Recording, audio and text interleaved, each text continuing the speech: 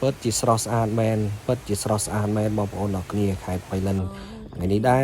ผู้รัฐนอมรอมปกไม้บางปอนออกเนี่ยหมอกตุสนาตัดเพียบในโรงเรียนทานตัดแหลปลงเคียวขายไปลันบางปอนออกเนี่ยโอ้ยแต่บ้านหมอกตัดแหลปลงเคียวมาเอาหน้าบางปอนที่ท่าอารมณ์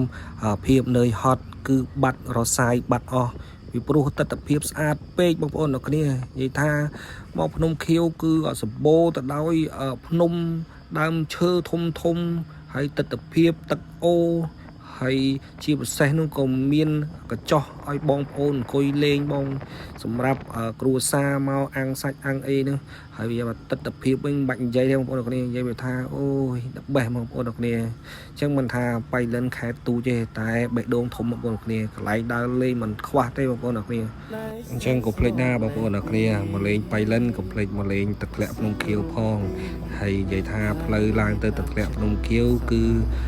มันពិបាកដូចមុនទេបងប្អូនអរគ្នាស្រួលជិះទេហើយក៏មានផ្លាកសញ្ញាសម្គាល់សម្រាប់ឲ្យបងប្អូន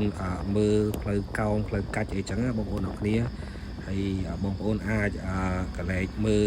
កញ្ចក់បងប្អូនអាចអង្គុយលេងជាលក្ខណៈគ្រួសារផងដែរបងប្អូនអរគ្នាហើយនិយាយថាទិដ្ឋភាពវិញបាច់និយាយបងប្អូនដល់បេះតែមកបងប្អូនអរគ្នាខេត្តបៃលិន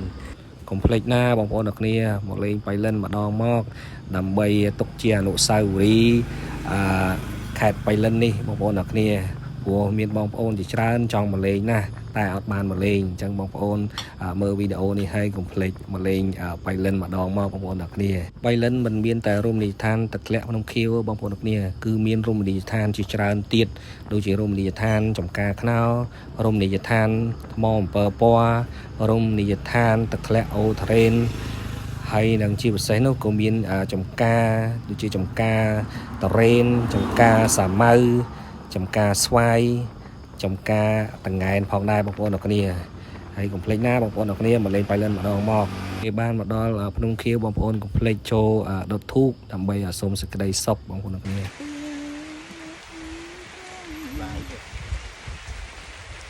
អញ្ចឹងបងប្អូនកុំភ្លេចពេលមកដល់រមណីយដ្ឋានទឹកធ្លាក់ភ្នំខៀវបងប្អូនពិសាចំណីអាហារជួយវេចខ្ចប់ដាក់ធុងសម្រាមឲ្យបានត្រឹមត្រូវផងដែរបងប្អូនអរគ្នាស្អាតណាស់បងប្អូនអរគ្នាអើយនិយាយថាទឹកធ្លាក់មកពីលើភ្នំនេះនិយាយថាស្រស់ស្អាតមែនតើបងប្អូនអរគ្នា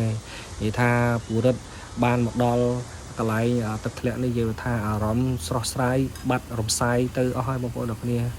ភាពស្មុគស្មាញការងារទាំងប៉ុណ្ណាគឺរសាយបាត់អស់តាមទឹកហ្នឹងបងប្អូនអរគ្នាអញ្ចឹងកុំភ្លេចណាបងប្អូនអរគ្នាមកលេងបៃលិនម្ដងមកទុកជាអនុស្សាវរីយ៍បងប្អូនអរគ្នាអញ្ចឹងវីដេអូមានតែប៉ុណ្្នឹងបងប្អូនអរគ្នាអរគុណ